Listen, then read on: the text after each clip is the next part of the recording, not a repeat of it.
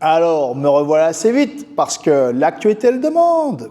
En effet, il y a une vidéo de Takeru qui est sortie cette semaine où on le voit sparer comme un animal, il explose ses adversaires, il en met KO 1 avec des autres, ça saigne du nez, ça se bagarre, ça fait des coups pleine puissance. Et là, qu'est-ce que j'entends? Tout internet qui pleure, mais ça va pas, il tape des débutants, à quoi ça sert? Ça se fait pas, c'est pas bien d'être méchant, faut être gentil. Alors, trigger warning, cette vidéo va être très impopulaire, en effet, car moi je vais prendre la défense de Takeru et je vais balayer tous ses arguments un par un. Premier argument, l'hypocrisie de la vôtre. Alors, quand Mike Tyson explose ses sparring partners, c'est super impressionnant. Quand Sean Strickland tabasse un japonais qui fait la moitié de son poids, wow, c'est dingue les gars comme ils y vont fort. Quand Senshai met un KO, c'est rigolo.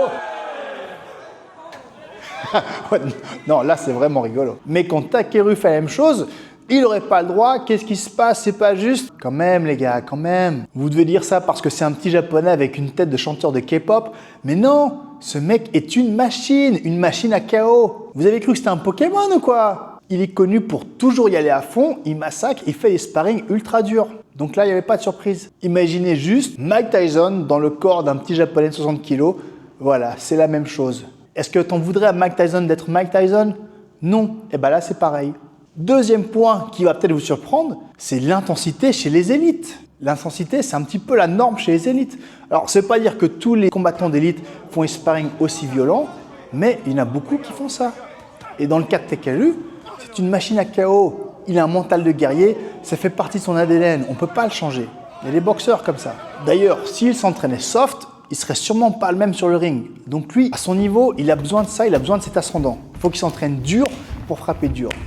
Il y a des mecs comme ça, ils ont besoin de ça. D'ailleurs, c'est très intéressant, en ce moment, je suis tombé sur une vidéo il n'y a pas longtemps de Gervonta Davis. Pareil, le gars est ultra violent, ultra puissant, grosse technique et il frappe super fort. Et dans cette interview, il y a un truc qui m'a surpris. En fait, il disait justement qu'il attend de prendre sa retraite pour faire une thérapie, parce qu'il est quand même violent dans sa vie privée aussi. Mais justement, il se dit que s'il fait une thérapie maintenant, qu'il enlève cette part de violence qui est en lui, il ne sera plus le même sur le ring. Et donc voilà, que ce soit Takeru ou Gervonta Davis, ces mecs, ils ont besoin de ce petit plus, et ce petit plus, des fois, c'est l'ultra-violence qui se traduit sur des sparring intenses. Troisième point, il a tabassé un débutant. Alors là, j'ai fait mes petites recherches.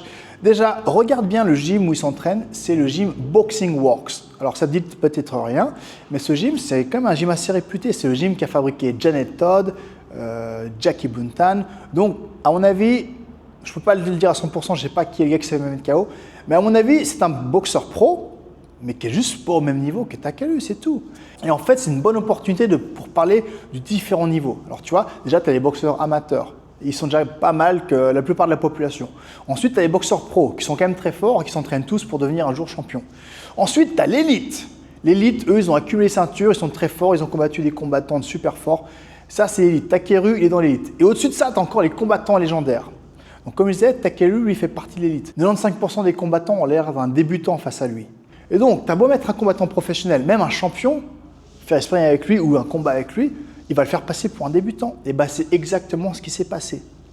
Donc, à la limite, si tu veux en vouloir à quelqu'un, il faudrait plutôt en vouloir au coach de ce mec qui s'est fait mettre KO. Tu vois, mais à mon avis, le mec s'est dit, écoute, moi, je suis un pro, je suis un peu plus grand que lui, peut-être un peu plus lourd, ça va, je gère. Que non, mec, tu gères rien du tout. La différence de niveau est trop violente. Tu peux pas tester. Tiens, j'ai une petite story time à te raconter là-dessus, d'ailleurs. Encore une fois, quand j'étais au Japon, bah écoute, il s'est passé plein de trucs quand j'étais là-bas 5 ans quand même. Et donc, à cette époque-là, j'étais déjà champion du pays, donc j'étais quand même pas mal. Hein, ouais, j'avais nettoyé ma division bien. Dans mon gym, il y avait un autre champion, le champion du Rise à 61 kg, Kan Itabashi, très fort, gaucher, grosse anglaise avec des bons kicks, champion. Donc déjà, dans mon gym, on se parait assez fort et on frappait léger à la tête, mais on frappait quand même assez fort le corps. Et les jours où on mettait les casques pour frapper fort à la tête, moi, j'esquivais Kan parce que déjà, il frappait trop fort. Il frappait trop fort et trop bien. Désolé de te décevoir. Hein. Vous pensiez peut-être que j'étais un mec courageux. Non, moi, si je peux éviter de perdre des neurones, je le fais. Et donc, pour te dire le niveau de mon pote Kan Itabashi, lui déjà, en 2010, la même année que Liam Harrison, lui aussi, il a battu Anuat Kasamrit. Et en plus, mon pote, il a battu propre. Hein. Il lui a mis un down, il a battu bien comme il faut. Alors que Harrison, hein, voilà, il a combattu à la maison, chez lui, décision, ok. Oh bon, je m'écarte, ça c'était une petite crotte de nez. Tout ça pour dire, Ken Itabashi, qui était déjà très fort, et moi-même, qui était aussi champion du pays, on avait été invités par Genki Yamamoto. Tu connais Genki Yamamoto? Attention, là, selon moi, ça c'est un combattant légendaire du Japon. Le gars est ultra fort. Pareil, 61 kilos, mais un tueur, un vrai Ramon Dekers. Le gars, il est marche avant, il frappe toutes les frappes 100%, il frappe super fort. Il a combattu des mecs du top niveau. Keo Fairtex, il a combattu super fort. Et donc ce gars, il nous invite et il dit les gars, ce serait cool de faire un petit sparring. Et je dis oh bah trop cool, il nous reconnaît à notre niveau, ça fait plaisir. Et donc sur l'allée pour aller faire le sparring, mon pote Tabashi, tu sais comme ils sont les Japonais, ils sont très polis, très modestes. Il me dit juste Christophe, tu sais qu'il frappe fort Yamamoto-san. En fait, qu'est-ce qu'il voulait dire par là? Il était en train de me dire, le sous-titre voulait dire prépare-toi, on risque d'en prendre plein la gueule. Et donc on arrive, on s'échauffe. Moi je pensais franchement que c'était un peu un sparring technique. Parce que tu vois, il prépare un combat contre un Thaïlandais avec des bons coups de coude. Donc il m'a dit ouais vas-y, n'hésite pas à mettre des coups de coude. Il est fou quoi. Il me dit, ouais mais si tu mets des protections, ça va, mettre des coups de coude. Écoute, il m'a frappé tellement fort, je me suis fait exploser. Il mettait des low kicks pleine puissance, mes jambes. Tu vois le sparring de Takeru, la même chose. Mais je voulais même pas lui mettre un coup de coude, j'avais peur de m'ouvrir, de me prendre un immense KO au foie. Ce mec frappait super fort. Même quand j'avais ma garde, il m'explosait. Et pourtant, hein, j'avais une tête de plus, 5 à 8 kilos de plus sur lui, une bonne tête de plus, il m'a explosé. Et donc tout ça pour dire, j'avais beau être champion du pays, il y a des différences de niveau entre les professionnels, d'accord? Tu as professionnel et tu as élite professionnel. Ben voilà, dès qu'il est là, le gars qui se fait défoncer, il est là. Peut-être même qu'il est là, tu vois. Il y a des niveaux dans ce jeu. Et si tu montes sur le ring pour affronter un mec comme ça, ouais, tu as intérêt à être prêt, c'est tout. Le gars, il a pris ses chances, il a cru qu'il allait y arriver. Ben voilà, il s'est pris un gros KO. C'est comme ça fait partie du sport. Tu vas pas sparer avec Mike Tyson et t'attendre que ce soit un petit sparring light. Et ben c'est la même chose. 4e point, il l'a frappé fort juste parce qu'il était plus faible. Faux. Non, regarde bien les sparring de Takeru. Ce mec, il a 2 modes. Il a le mode on-off, tu vois. Donc, quand il est en off, il vit sa vie normale. Et ensuite, il a le mode on, le mode combat. Là, il est à 100%. Et regarde les sparring qu'il fait avec ses potes. T'as vu les patates qu'ils se mettent? Ça doit être ses potes. Une mauvaise patate qui passe, Ving, c'est un chaos sûr. D'ailleurs, je suis sûr que c'est des gars, ils sont générés en neurones, hein, tu vois. Eux, les neurones, Bing, ça distribue, c'est parti, quoi. Oh, j'en ai pas eu 500, tac, j'en ai perdu 1000. Regarde son sparring avec Nongo, mon Dieu! Et là aussi, donc ce sparring avec Nongo, quand même. Nongo, c'est pas rien. Le gars, c'est quand même un sacré combattant qui a depuis des années, depuis des décennies. Il est plus lourd que Takeru en poids, il a plus d'expérience. Multiple champion du One, super fort, super niveau. Il combat avec des petits gants, il a une grosse patate, il a de la puissance. On ne peut pas dire que Takeru vient chercher frapper des adversaires plus faibles. Au contraire, il prend du lourd. Même si Nongo avait quand même pris justement un KO il n'y a pas longtemps. Qu'est-ce qui se passe? Ils font un sparring, boum, boum, ça s'allume et on a failli voir notre KO.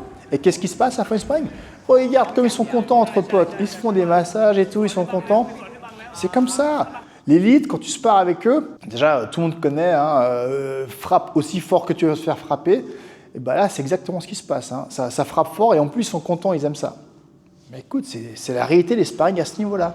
Et d'ailleurs, si tu peux me trouver une fois où Takeru a sparé un gars plus petit que lui, ou plus léger ou plus petit, tu n'en trouveras pas. Hein. Il spare que des gars soit du même poids, soit des gars plus lourds, ou plus dangereux, ou plus grands. Franchement, on ne peut pas dire que c'est un mec qui vient taper des faibles. En tout cas, ce n'est pas son goal.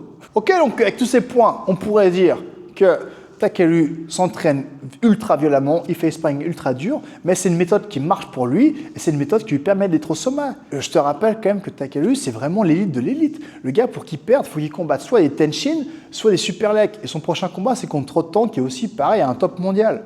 Tu ne peux pas lui en vouloir de se donner à fond. Donc c'est une méthode qui marche pour lui, il a besoin de ça. Et c'est comme ça qu'il s'entraîne.